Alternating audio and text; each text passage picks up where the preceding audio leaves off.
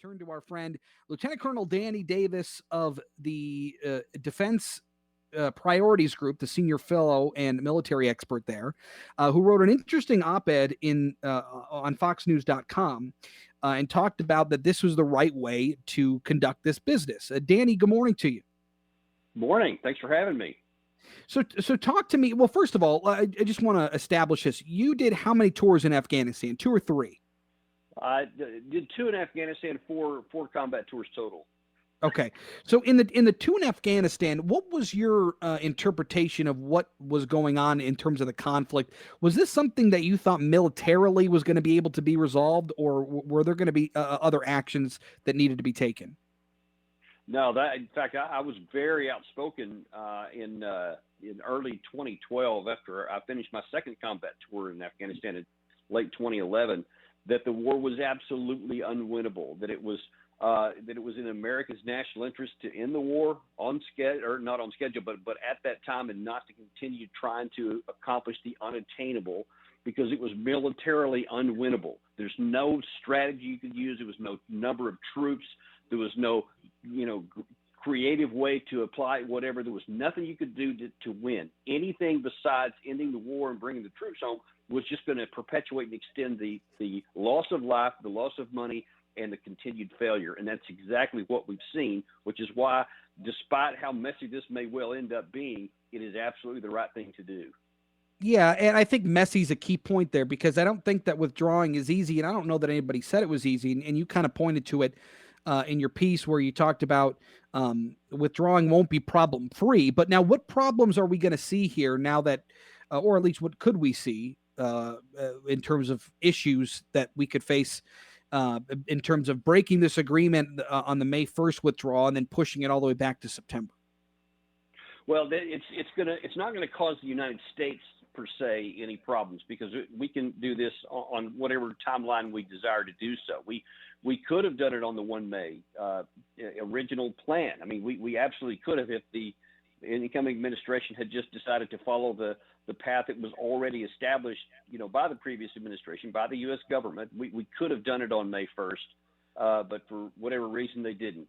So now the consequences of that are that the Taliban say that they're, obviously unhappy about the fact that the May 1st agreement wasn't met, because they say, hey, we kept our end of the bargain. We didn't attack you. No Americans were killed in combat in the full year after the agreement, and they want that to be done. Now then they're saying, now then if anything happens, it's going to be our responsibility, and they're saying they're not going to they're not even going to continue in the discussions for peace talks until after we're completely out.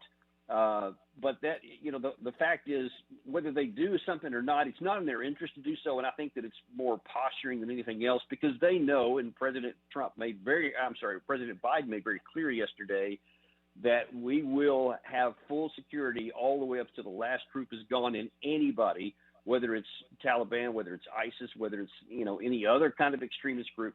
If they attack us on the way out, they will be crushed and overwhelmingly responded to. So we will maintain complete security.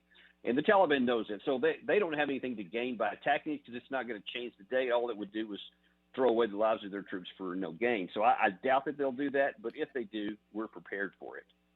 What's the sense of confidence in the Afghan government and the Afghan forces to not cede ground to the Taliban's militants once the U.S. troops draw out? What's the danger there?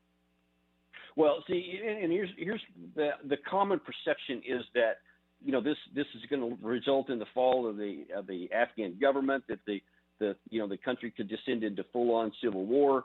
But as I've written many times here, even in the recent months, the fact is there is a civil war going on right now. I mean, that's the very nature of the perpetuation of the civil war that was going on when we invaded the country in October of 2001. They had been already going on with the Northern Alliance and the Taliban. And so that's just continuing on, because basically the Afghan government is what was the Northern Alliance and the Taliban. So they continue to fight to this day. So it's not going to cause one, because there is one going on. Now, I argue that it's at least possible that our withdrawal could actually accelerate the negotiated end, because up until this point, the Afghan government has known that they have us, that we have their back because we're there, and that they hadn't had to make the hard compromises necessary to reach a negotiated settlement because they're like, I don't have to. So Sure. they want to negotiate on their terms. Taliban has the tactical advantage on the ground, so they wanted to negotiate on their terms, and therefore nothing ever got done.